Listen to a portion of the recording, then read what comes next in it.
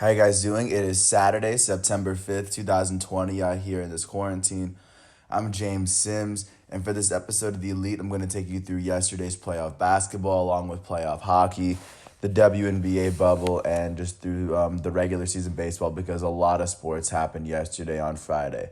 So first, I'm going to take you to the Eastern Conference playoffs where the Miami Heat, the 5 seed, the Miami Heat were able to beat the first seed Milwaukee Bucks 115 to 100.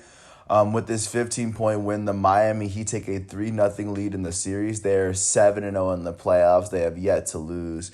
And let's not forget, they were the lower seed in the first round. They beat the 4 seed 4-0, and now they're beating the 1 seed 3-0. Taking a look into the game for the Milwaukee Bucks off the bench, Dante DiVincenzo finished with 10 points in 21 minutes, shooting 4 for 8 from the field. George Hill, their point guard off the bench, finished with 13 points as he finished 6 for 9 from the field in 31 minutes. And then out of the starters, Chris Middleton, their small forward, would finish with 18 points, 3 rebounds, 7 assists, and 2 steals. He shot 7 for 16 from the field in 36 minutes. Brooke Lopez, their center, would finish with 22 points, 6 rebounds, a steal, and 2 blocks as he shot 8 for 17 from the field, 3 for 9 from 3. And Giannis Antetokounmpo, the reigning 2019 NBA MVP, Milwaukee Bucks elite power forward, would finish with 21 points, 16 rebounds, 9 assists, a steal, and a block in 35 minutes. He shot 7 for 21 from the field. He went 0 for 7 from 3 and made 7 of his 12 free throw attempts. For the Miami Heat, off the bench, Tyler Hero out of Kentucky would finish 3 for 11 from the field with 13 points and 8 rebounds and 3 assists on the night off the bench. Big game for him. Out of the starters, Goran Dragic would finish with 15 points, 5 rebounds, 3 assists, and a couple steals. Jay Crowder, their forward, would finish with 17 points, as all 11 of his field goal attempts would come from 3, and he made 5 of them. Bam Adebayo, their young power forward out of Kentucky, would finish with 20 points and 16 rebounds as he played incredibly well against Giannis. And their biggest performer would, of course, be Jimmy Butler, their small forward, finishing with 30 points, 7 rebounds, and 6 assists. He shot 7 for 13 from the field, 2 for 5 from 3, and 14 for 19 from the free throw line. Of course, like I said, with this win, the Miami Heat now have a 3-game series lead over the Milwaukee Bucks, and the Milwaukee Bucks are facing elimination, and they have to win out the next 4 games in order for them to clinch. But for the Miami Heat, one more game, and they might be able to take on what looks like the Boston Celtics as of right now, but at least the Toronto Raptors won a game. Jumping out to the second game of the night, it was the first game of the second round in the series between the 4-seed Houston Rockets and the top seed Los Angeles Lakers. And in this game, the Houston Rockets were able to jump out to a 1-game series lead as they beat the Lakers 112 to 97 last night. For the Lakers, off the bench, Alex Caruso would have 14 points in 16 minutes. He also added 4 assists as he shot 4 for 7 from the field, 2 for 5 from 3. Out of their starters, Danny Green would finish with 10 points as he shot 4 for 12 from the field in 28 minutes. He also added in a couple rebounds and a block. Anthony Davis, their elite power forward, would finish with 25 points and 14 rebounds, along with 3 steals and 3 blocks, as he shot 10 for 6 from the field in 37 minutes, 1 for 2 from 3, and he made all 4 of his free throw attempts. And LeBron James, the Los Angeles Lakers GOAT level small forward, possibly the greatest player to ever play the game, finished with 20 points, 8 rebounds, 7 assists, and a couple of blocks, as he shot 7 for 15 from the field in 37 minutes, shooting 2 for 7 from 3 and making 4 of his 5 free throw attempts. Going to the Houston Rockets, the winning team, Austin Rivers will come off the bench and score 10 points and add 3 rebounds. And out of the starters, it would mainly be between 3. Eric Gordon, the Rockets shooting guard, would finish with 23 points and 3 rebounds as he shot 7 for 14 from the field in 34 minutes, 3 for 8 from 3, 6 for 6 from the line. Russell Westbrook, the Houston Rockets elite point guard, in his first big game since of the playoffs, for him to arrive in this game. He finished with 24 points, 9 rebounds, 6 assists, and a steal as he shot 10 for 24 from the field in 32 minutes, shooting 1 for 5 from 3 and 3 for 6 from the free throw line. And James Harden, the Houston Rockets' elite shooting guard, would have the performance of the night. He finished with 36 points, shooting 12 for 20 from the field in 34 minutes. With his 36 points, he had 2 rebounds, 5 assists, a couple steals, and a block. He shot 12 for 20 from the field, 3 for 6 from 3, and 9 for 12 from the free throw line. Big game for him, and like I said, big win for the Houston Rockets to gain this momentum because as of right now, both number 1 seeds are losing their series. And it's good to know. Miami and Houston are right now they're leading those series, so you can kind of see where the momentum is lying in the NBA. So looking forward to today. It'll be Game 4 between the 2nd seed Toronto Raptors and the 3rd seed Boston Celtics. The Celtics lead the series 2-1, and the Raptors have the most recent win of the 3 games. And at 9 o'clock, the 3 seed Denver Nuggets are going to play the 2 seed Los Angeles Clippers for Game 2. And the Clippers took Game 1, and they're looking to possibly go up 2 games for a chance to earn a spot in the Western Conference Finals. So that's the NBA. Now let me jump out to the NHL. Everything going on with that bubble. Both Western Conference semifinal Game 7s happened last night. The first one, the Dallas Stars were able to beat the Colorado Avalanche in overtime, rallying back from being down 4-3 with 3 minutes left.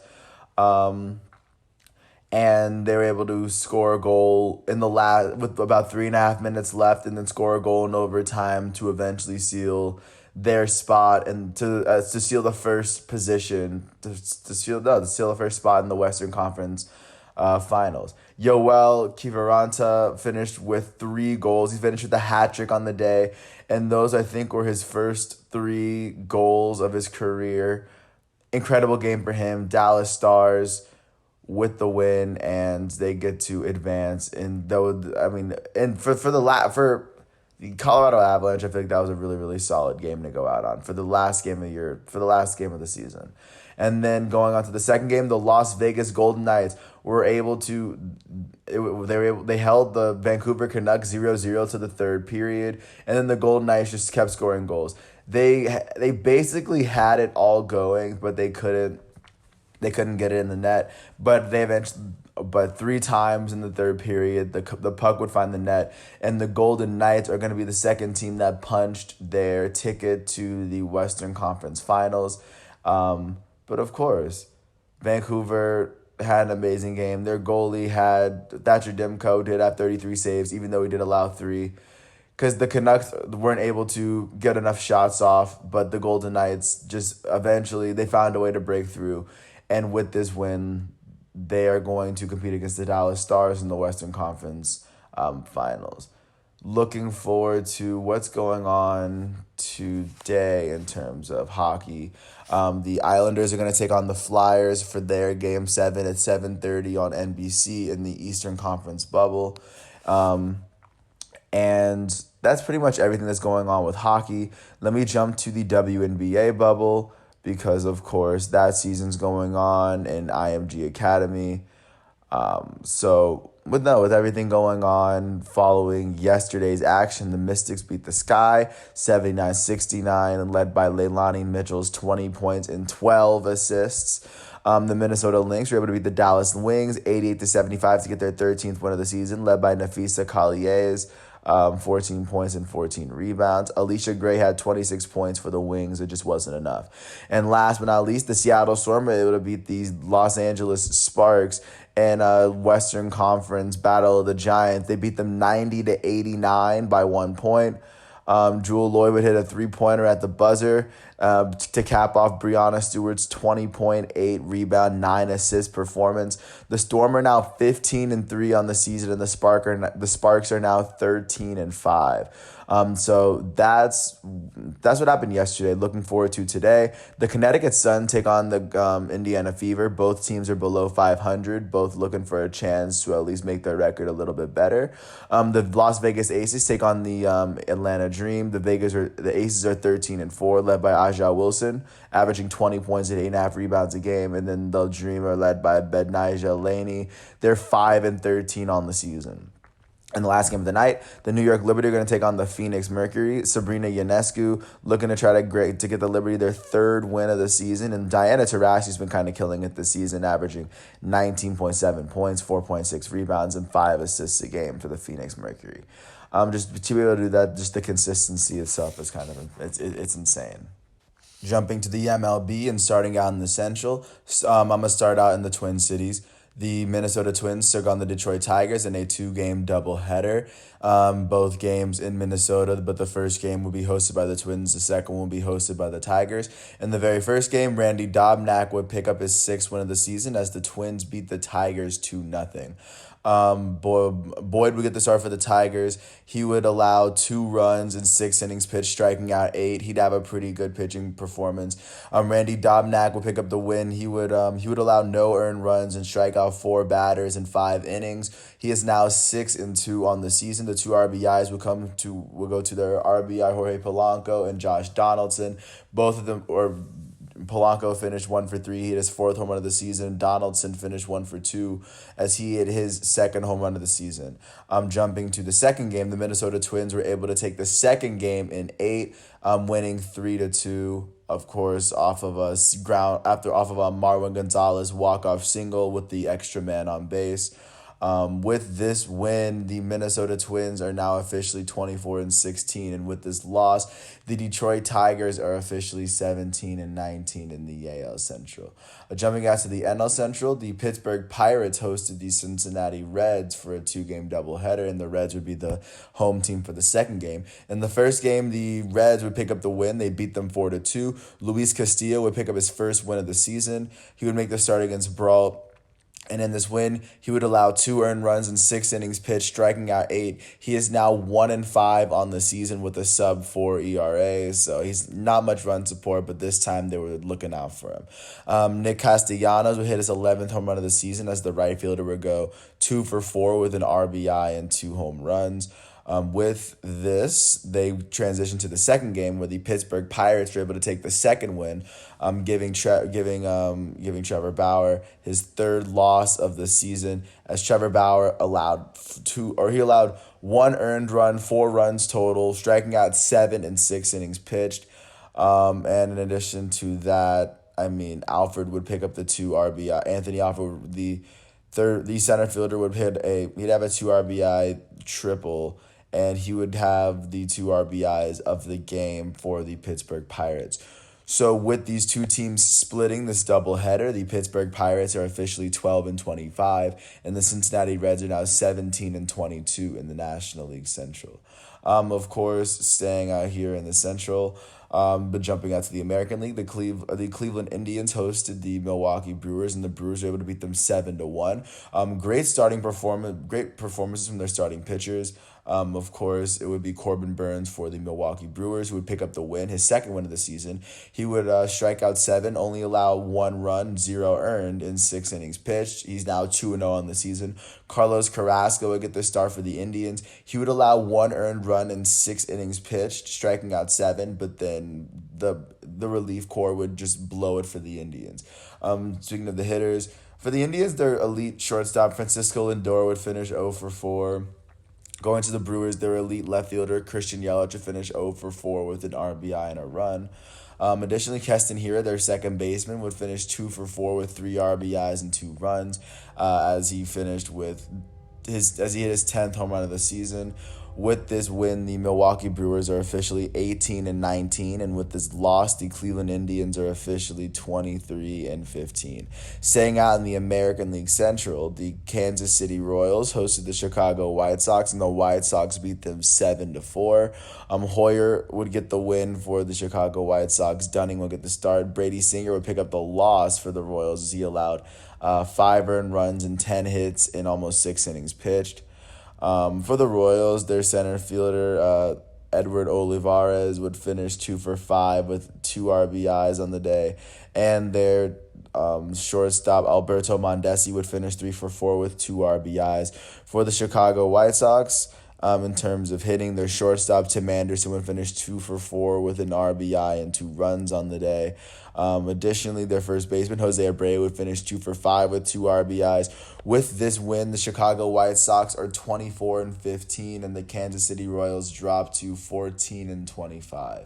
Going back out to the National League Central for their biggest rivalry in their history, the Chicago Cubs were able to beat the St. Louis Cardinals 4-1, allowing the Cardinals to get a combined 2 hits as a team. Yu Darvish would pick up his 7th win of the season, as Jack Flaherty would pick up his first loss. For Jack Flaherty, he would allow 3 earned runs in 2.2 innings pitched. He would strike out 4. As the Chicago Cubs were able to score 3 runs in the first 3 innings. Yu Darvish would pick up the win for the Chicago Cubs in an elite pitching performance where he would allow 1 hit, 1 run. His only hit that he allowed was a solo home run to Matt Carpenter in the 6th. Yu Darvish would go on to strike out 11 in those 7 innings to lead the Chicago Cubs to their 23rd win of the season. But for the St. Louis Cardinals, other than Matt Carpenter, really finished 1 for 3 with an RBI and a run. He was really the only guy getting it. And then Yadier Molina also finished with a hit on the day. He had the only other hit for the St. Louis Cardinals. And that was off Wick. But still, going to the Chicago Cubs, their elite third baseman, Chris Bryant, would finish 1 for 4 with a run on the day. Their designated hitter, William Contreras, would finish 3 for 4 with all 4 of the Cubs' RBIs and a run. And he also hit his 5th home run of the season in the 6th inning. With this win, the Chicago Cubs are now 23-15 and still hold the best record in the NL Central. And the St. Louis Cardinals are now 14-15 in the NL Central. And now jumping out west, let's start in Anaheim. The Los Angeles Angels were able to beat the Houston Astros in the 11th inning off of a Shohei Ohtani walk-off single and Mike Trout run to give them the win in the 11th inning. Dylan Bundy would make the start for the Angels. He pitched 7 innings, only allowed 2 earned runs, strike out 8. McCullers Jr. would make the start for the Houston Astros, but he wouldn't even get 1 out before they took him out and gave Luis Garcia the start. For the Houston Astros, their shortstop, Carlos Correa, would finish 2 for 5 with an RBI. Their left fielder, Kyle Tucker, would finish 2 for 5 with 2 RBIs. For the Los Angeles Angels, their GOAT-level center fielder, Mike Trout, would finish 2 for 3 with 2 RBIs and 2 runs, as he hit his 14th home run of the season as well. Anthony Rendon, their elite third baseman, would finish 0 for 4 with a run on the day as he walked twice. Andrelton Simmons, their shortstop, finished 2 for 5 with an RBI and a run. With this win, the Los Angeles Angels are 14-25, as the Houston Astros are now 21-16. Jumping out to Seattle, staying out in the AL West, the Seattle Mariners were able to beat the Texas Rangers 6-3 behind an amazing pitching performance from Yusei Kikuchi. He would go on to pitch 6 innings. He would only allow 2 hits, 1 earned run, and he would strike out 7 batters. Cody would get the start in the loss for the Rangers as he pitched 3 innings and he would allow a run. For the Texas Rangers, not much really going. Joey Gallo would finish 1 for 4 with an RBI. Trevino would hit his 2nd home run of the season. For the Seattle Mariners, J.P. Crawford would hit his 2nd home run of the season as the shortstop finished 1 for 5 with 3 RBIs. Additionally, their designated hitter, Ty France, would finish 1 for 3 with an RBI and a run. With this win, the Seattle Mariners are 16-22 and the Rangers are 13-24 with this loss. Jumping out to the last AL West team, the Oakland A's hosted the San Diego Padres and got completely blanked at home. Zach Davies would pick up his 6th win of the season as he pitched 7 innings, allowed no No, he allowed no runs, and he struck out 5 in 7 innings. An amazing pitching performance. Jesus Luzardo would be the losing pitcher for the Oakland A's. He allowed 4 earned runs in 4 innings pitched. He struck out 4 as well. For the Oakland A's, their elite third baseman Matt Chapman would finish 0 for 4 as he struck out 3 times. Not much going for them in the hitting department, but for the San Diego Padres, their elite shortstop Fernando Tatis Jr. would finish 2 for 5 with 3 RBIs and 2 runs as he hit his 14th home run of the season. The San Diego Padres elite third baseman Manny Machado would finish 2 for 5 with an RBI and a run as he hit his 12th home run of the season in the 7th inning. And their designated hitter, Luis Campusano, would hit his first home. He'd have his first hit of the season. He finished 1 for 3 with an RBI and 2 runs. His first hit of his major league career was a home run in the 8th inning. And with this win, the San Diego Padres are 24-16. And with this loss, the A's are now 22-13. And they still lead the AL West, and they got completely blanked by the Padres. Jumping out to the NL West, the Los Angeles Dodgers hosted the Colorado Rockies, and after a wild game, which saw the Dodgers 5-1 lead go from no, so their lead went from what was it? It was 5-2. Then the Rockies scored 4 runs in the 8th inning and made it 6-5 off of a grand slam from Kevin Pillar to go up 6-5. But then the Dodgers would hit 3 home runs in the 8th inning off of AJ Pollock, Jock Peterson, Mookie Betts to give the Dodgers the win. And the Dodgers would score 9 of their 10 runs in the 6th, 7th, and 8th inning. But for the Colorado Rockies, Senzatella will get the start. He'd allow 2 earned runs, and Dustin May will get the start for the Dodgers. He'd allow 2 earned runs in almost 6 innings pitched, striking out 5. For Colorado, their elite third baseman Nolan Arenado would finish 0 for 3 with a walk on the day. Kevin Pillar, their center fielder, was 1 for 4 with 4 RBIs and a run as his grand slam put them up at one point. For the Los Angeles Dodgers, their elite right fielder Mookie Betts would finish 3 for 5 with 2 RBIs and 2 runs. Their designated hitter Corey Seager would finish 2 for 4 with 2 RBIs as well. Their center fielder AJ Pollock would finish 2 for 4 with 2 RBIs and a run. And Will Smith, their catcher, would finish with 2 for 4 with 2 RBIs and a run. Max Muncy hit his 10th home run of the season as the third baseman finished 1 for 5 with an RBI and a run. Will Smith hit his 5th home run. Pollock hit his 8th. Peterson hit his 6th home run, and Mookie Betts now has 13 home runs on the season, which is the second most to Fernando Tatis Jr. in the National League. And then continuing and staying out in the West, because with this win, the Dodgers now have 30 wins on the season. They are now 30-10, and with this loss, the Colorado Rockies are 18-20. Now jumping up to the Bay, the San Francisco Giants hosted the Arizona Diamondbacks, and the Diamondbacks were able to get the best of the Giants. Clark would get the start for the Diamondbacks, allowing 3 earned runs and 3 innings pitched. For the Giants, Alex Dickerson, their left fielder, would finish 2 for 4 with 2 runs. Brandon Belt, their first baseman, would finish 2 for 4 with 2 RBIs and a run as he hit his 6th home run of the season. For the Arizona Diamondbacks, their center fielder, Ketel Marte, would finish 4 for 5 with 2 RBIs and a run as he hit his 2nd home run of the season as well. With this win, the Arizona Diamondbacks are now 15-24. Still have the worst record in the National League West, though, and the Giants are now 18-21 on the season. And with that, I'm going to jump out to the East, last but not least.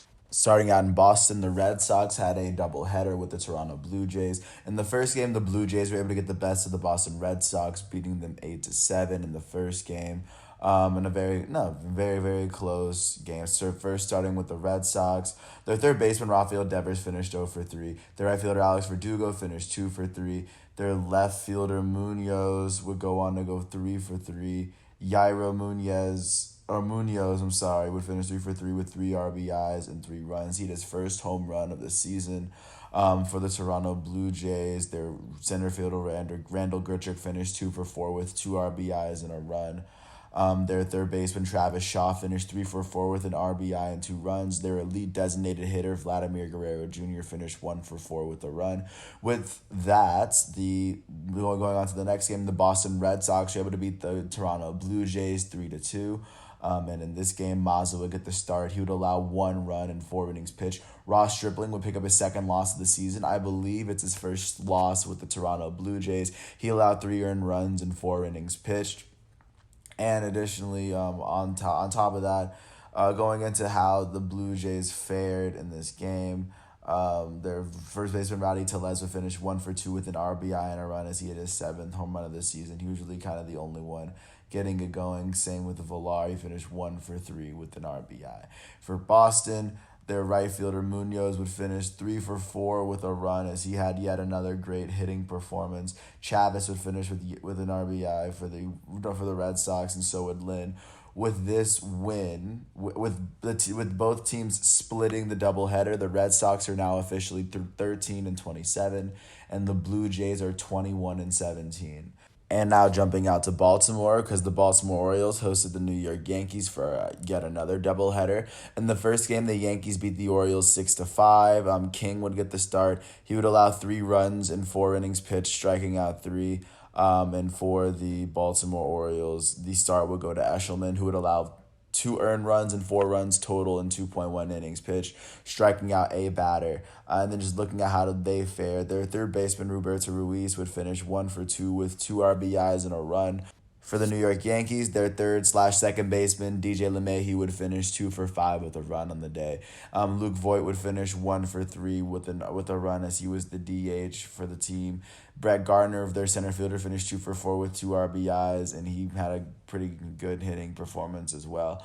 With this, they went on to the second game where the Orioles would take the second game 6-3 behind Lopez's win, and Jorge Lopez would pick up his first win of the season, allowing no earned runs, but allowing 3 total runs in 5 innings pitched, striking out 2. And additionally for them, their left fielder, Ryan Mountcastle, would finish 3 for 3 with 3 RBIs and 2 runs as he hit his 3rd home run of the season in the second inning. For the New York Yankees, not much hitting going on. Kratz, their catcher, was the only player to get 2 hits as he finished 2 for 3 with 2 RBIs.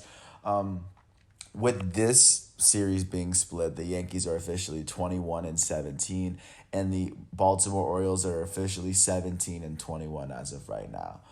Going to the last team of the AL East, the Tampa Bay Rays hosted the Miami Marlins and were able to get the win.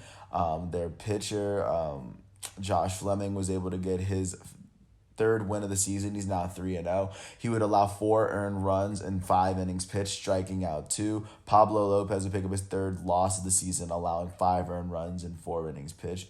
For the Fish, for the Miami Marlins, Corey Dickerson will get his 5th home run of the season as he finished 1 for 4 with an RBI and a run. And their designated hitter, Jesus Aguilar, would finish 1 for 4 as he hit his 5th home run of the season as well. For the Tampa Bay Rays, their third baseman, Joey Wendell, would finish 2 for 3 with a run. Their left fielder, Austin Meadows, would finish 1 for 3 with a run as well. Tetsuga would hit his 6th home run of the season in the 6th inning as he finished 2 for 2 with an RBI and a run. With this win, the Tampa Bay Rays are now 27-12 atop the AL East, and the Marlins are now 16-17.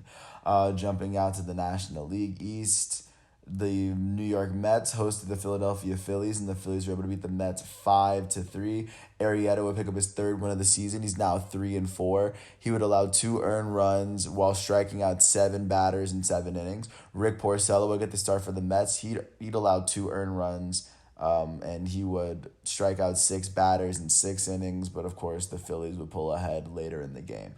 For the New York Mets, their elite designated hitter, Pete Alonso, would go 1-for-4 on the day. Dominic Smith would finish with an RBI as he finished 2-for-4 on the day for the Mets. For the Philadelphia Phillies, their left fielder, Andrew McCutchen, would finish 1-for-5 with a run. Their shortstop, Didi Gregorius, would finish 1-for-5 with an RBI and a run. No one hit a home run in this game. But with this win, the Philadelphia Phillies are now 19-15, and they've been on a crazy winning tear. And the New York Mets are officially 17-22. And then going on to the last series of the night, there was a doubleheader between the Washington Nationals and the Atlanta Braves, one of them to make up for the earlier games and, of course, their Friday game.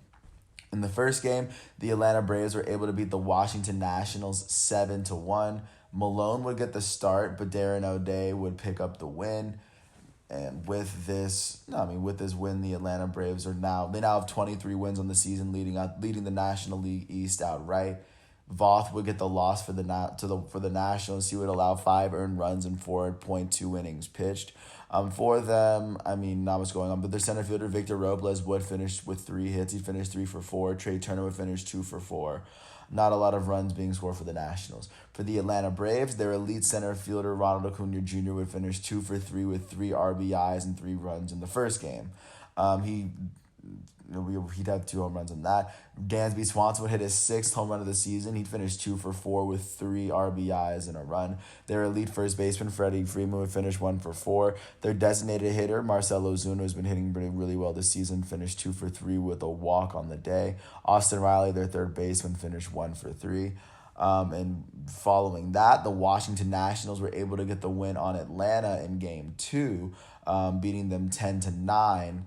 And Crow would get the start, but eventually Suero would get the win. Enoa would get the start for the Braves, but he'd allow 6 runs in the first 2.1 innings. The Nationals were able to score 7 runs in the first 3 innings of the game to kind of get themselves out to a lead where the Braves really couldn't come back. The Braves brought it down to the very end where they hit a 2-run home run to make it a 1-run game, but then the Nationals just made it a game.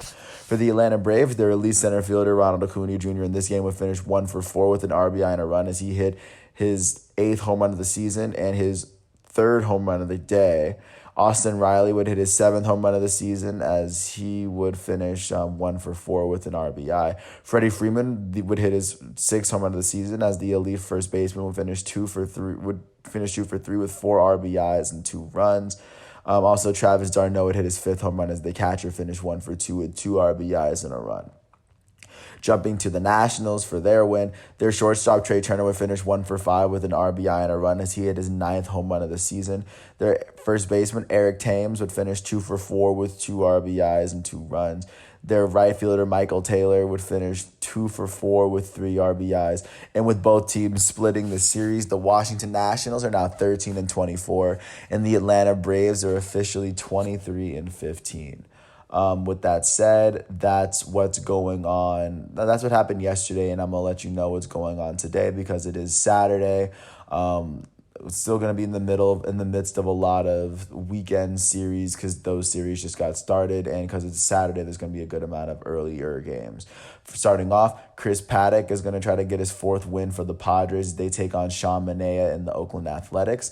Adam Wainwright, off of his amazing last start, is looking to get his 4th win as the Cardinals take on the Cubs at 5:15 in their first game.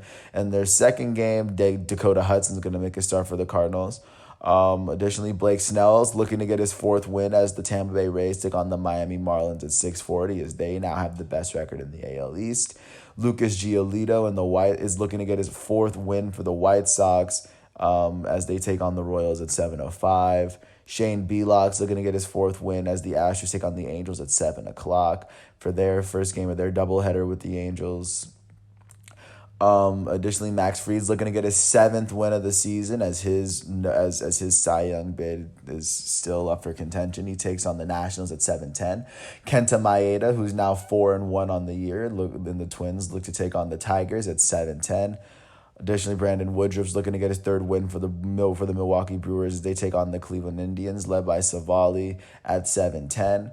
Garrett Cole's looking to get his 5th win for the Yankees to turn his losing skid back around. They take on the Baltimore Orioles at 7:35. And the last game of the night between the Diamondbacks and the Giants, Bumgarner is going to try to get his 1st win of the season as he takes on Trevor Cahill of the San Francisco Giants. And one last thing before I go, I'm just going to run through the stats leaders as it is Saturday. Just to give you a sense as to who's really kind of dominating in the short season and the amount of games that they've played. So first starting off, looking at the runs scored, Fernando Tatis has scored the most amount of times in the league. He scored 41 times in 40 games. The second most runs in the league belongs to Dansby Swanson, the shortstop of the Atlanta Braves, and in third, who has 34 runs in 38 games. And in third place is Manny Machado, the elite third baseman of the San Diego Padres, who has 33 runs in 40 games. Now going to the hits leaders, Trey Turner, the shortstop for the Washington Nationals, leads the league in hits. He has 55 hits in 37 games. In second, it's Jose Abreu, the first baseman for the Chicago White Sox, with 51 hits in 39 games. He has a 319 average. Trey Turner has a 364 average, by the way. And third place, tied for third place with 49 hits, you have Charlie Blackmon for the Colorado Rockies, the right fielder, who has 49 hits in 37 games. And Fernando Tatis, the elite shortstop for the San Diego Padres, has 49 hits in 40 games. Tatis has a 308 batting average and Charlie Blackmon has a 343. Jumping out to doubles, looking at who's leading the league in doubles, Willy Adames currently leads the league in doubles, the shortstop of the Tampa Bay Rays. He has 14 doubles. And following him, there's 7 players with 13 doubles in the league. They are Michael Franco, the third baseman of the Kansas City Royals, Cesar Hernandez, the second baseman of the Cleveland Indians, Ketel Marte, the second baseman of the Arizona Diamondbacks, JD Martinez, a designated hitter of the Boston Red Sox, Anthony Santander, the right fielder for the Baltimore Orioles, Alex Verdugo, the left fielder for the Boston Red Sox, and Christian Walker, the first baseman for the Arizona Diamondbacks. So far, Kyle Tucker has the sole lead for the league in triples. He has 6 triples in 36 games, which is incredible. Right now, the second place in triples is Mike Yastrzemski, the center fielder for the San Francisco Giants, who has 4 triples in 39 games. And then you have a 3-way tie for third with 3 triples. You have Jaime Candelario, the first baseman for the Detroit Tigers, Jake Cronenworth, the second baseman for the San Diego Padres, and Kevin Pillar, the center fielder for the Colorado Rockies, all have 3 triples each. Now looking at the home run leaders, Fernando Tatis Jr., the elite shortstop for the San Diego Padres, and Mike Trout, the GOAT-level center fielder for the Los Angeles Angels, both hold the league lead for home runs with 14. And tied for second in the league with 13 home runs, you have Mookie Betts, the elite right fielder for the Los Angeles Dodgers, Nelson Cruz, the designated hitter from the Minnesota Twins, Teoscar Hernandez, the right fielder for the Toronto Blue Jays, and Luke Voit, the first baseman for the New York Yankees. Looking at who's leading the league in RBIs, right now Jose Abreu, the first baseman for the Chicago White Sox, leads the league in RBIs with 38 of them. Fernando Tatis Jr., the elite shortstop from the San Diego Padres, is second with 37 RBIs on the season, and Mike Trout, the GOAT-level center fielder from the Los Angeles Angels, is third with 36 RBIs. Now looking at the league lead in walks, of course I'm getting this from MLB.com, by the way. Carlos Santana leads the league in walks with 33 walks in 38 games. Bryce Harper has 28 walks in 32 games. He's second, and tied for third with 27 walks is Freddie Freeman, the elite first baseman from the Atlanta Braves, Rhys Hoskins, the first baseman from the Philadelphia Phillies, and Anthony Rendon, the elite third baseman from the Los Angeles Angels. Now looking to who strikes out the most in the league, Miguel Sano, the first baseman from the Minnesota Twins, has struck out 61 times in 36 games. He leads the league in strikeouts. And tied for second with 54 strikeouts are Keston Hiura, the second baseman of the Milwaukee Brewers, and Jorge Soler, the designated hitter from the Kansas City Royals. Now looking to see who leads the league in stolen bases. Right now, Adalberto Mondesi, the shortstop from the Kansas City Royals, leads the league in stolen bases with 10. And tied for second with 9 are Trevor Story, the shortstop of the Colorado Rockies, and Jonathan Villar, the shortstop from the Toronto Blue Jays.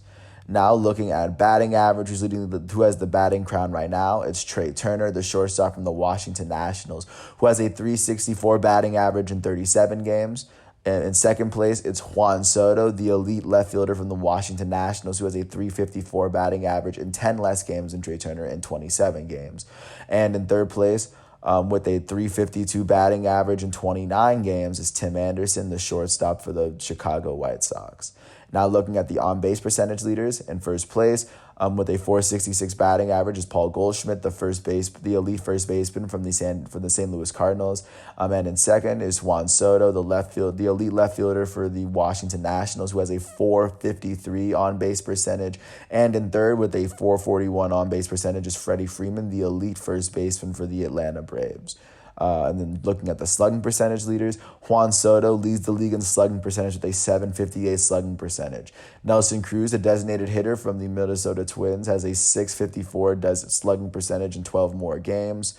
And tied with him with a 654 is the elite shortstop Fernando Tatis Jr. of the San Diego Padres, whose name has been popping up here a lot.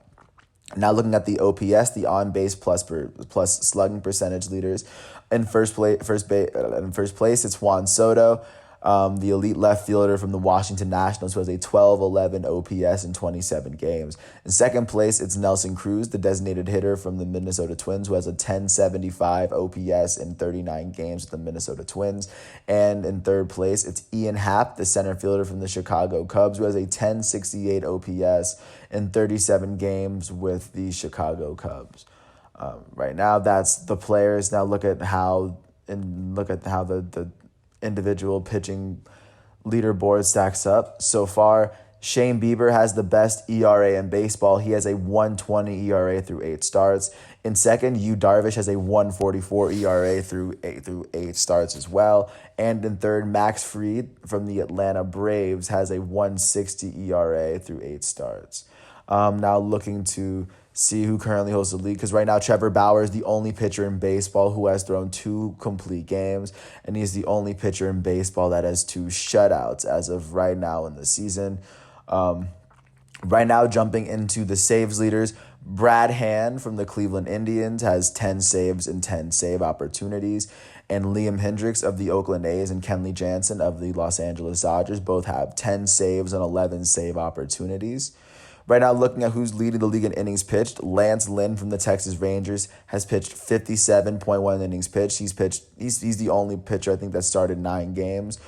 Shane Bieber from the Cleveland Indians is second in innings pitched. He's pitched 52.2 innings. And Dylan Bundy from the Angels has pitched 50.2 innings. So he's in third for total innings pitched on the season. In terms of hits allowed, by a pitcher, so far Kyle Freeland of the Colorado Rockies and German Marquez of the Colorado Rockies have both allowed 51 hits on the season. And in third place, it's a tie between Kyle Hendricks of the Chicago Cubs and Anibal Sanchez of the Washington Nationals. They've both given up 50 hits on the season as pitchers. In terms of runs given up, Matthew Boyd of the Detroit Tigers and John Gray of the Colorado Rockies have both given up 31 runs, the most in baseball, both in 8 starts. And German Marquez from the Colorado Rockies has given up 30 runs in 8 starts. And he's given up the third most runs in all of baseball. In terms of home runs given up, Garrett Cole from the New York Yankees and Ross Stripling, Garrett Cole, the elite pitcher from the New York Yankees, and Ross Stripling from the Toronto Blue Jays have both given up 12 home runs on the season, both in 8 starts. And in third, Matthew Boyd of the Detroit Tigers has given up 11 home runs in 8 starts for the Detroit Tigers. Going out to the walks leaders, Robbie Ray has walked the most batters. He's walked 32 batters. Behind him, Spencer Turnbull has walked 23 batters for the Detroit Tigers. And tied for third, you have Jose Barrios from the Minnesota Twins, Carlos Carrasco of the Cleveland Indians, and Dylan Cease of the Chicago White Sox, who have each walked 20 batters as individually. Going to the strikeout leaders, Shane Bieber from the Cleveland Indians has 84 strikeouts, 18 more than any other pitcher. Lucas Giolito from the Chicago White Sox has 66 strikeouts in 8 starts. He's in second. And Yu Darvish from the Chicago Cubs and Lance Lynn are both tied for third with 63 strikeouts on the season. And in terms of batting average against, in terms of individual pitching, Corbin Burns from the Minnesota Twins has a 158 batting average against him. In second place, it's Trevor Bauer with a 161 batting average against. And tied for third, it's Shane Bieber of the Cleveland Indians and Kenta Maeda with a 163 batting average against. In terms of how teams are hitting and how teams are pitching, thus far, the San Diego Padres are the highest scoring team in baseball with 229 runs. The Dodgers have scored 1 less run. They've scored 228 runs, and the Braves are third with 208 runs on the season. In terms of hits, the Chicago White Sox have the most hits in baseball. They have 363. The San Francisco Giants are second in baseball with 360 hits, and the Boston Red Sox are third with 352 hits on the season, tied with the New York Mets and the San Diego Padres. In terms of doubles on the season, The Boston Red Sox lead the league in doubles with 85 doubles in 40 games. The Atlanta Braves are second with 83 doubles in 38 games, and the Tampa Bay Rays are in third with 77 doubles in 39 games. In terms of triples hit, the Colorado Rockies lead the league in triples with 11 triples in 38 games. The Padres have 10 triples, and tied for third are the Houston Astros and the San Francisco Giants, who both have 9 triples on the season. In terms of home runs hit, the Los Angeles Dodgers have the most home runs hit in baseball. They have 75 home runs. The Padres are second with 72 home runs, and the White Sox are third with 68 home runs on the season.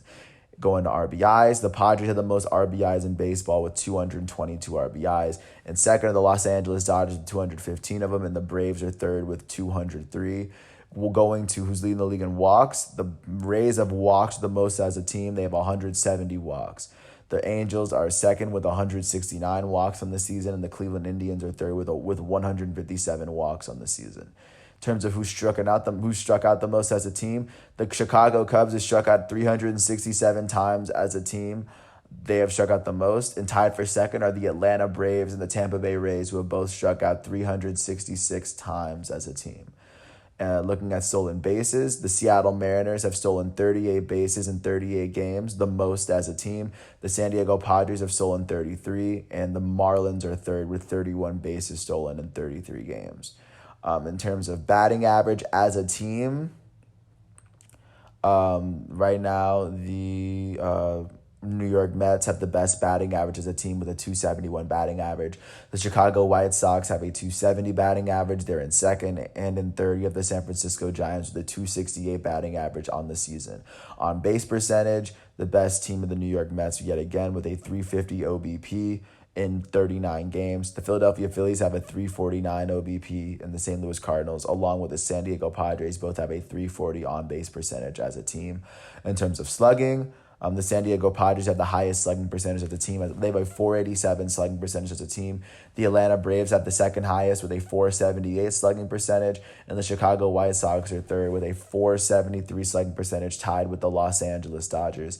And in terms of OPS, the San Diego Padres have the highest OPS in baseball with an 826. The Braves have an 812 OPS, and the Dodgers have an 807 OPS thus far in the season.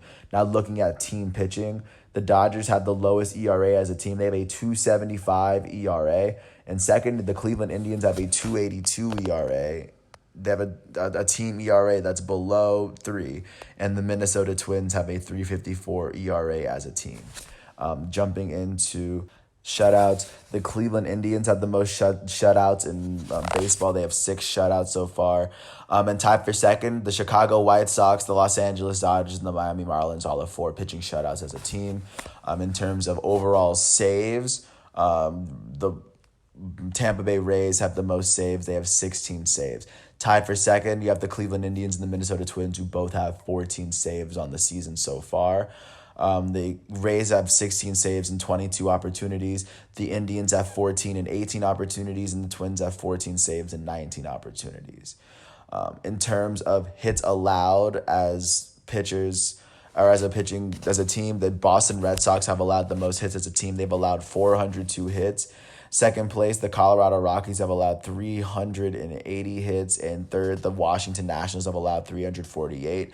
In terms of runs allowed, the Boston Red Sox have allowed the most runs as a team, and second, the Colorado Rockies, and the third are the San Francisco Giants.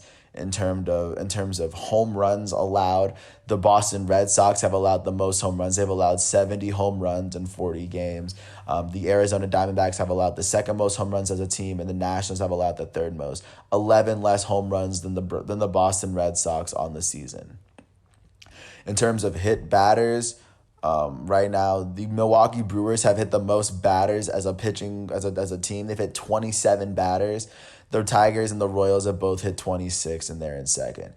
Looking at walks, the Boston Red Sox have walked the most batters. They've walked 163 batters. The Diamondbacks have walked 160, and the Pirates are in third. They've walked the third most.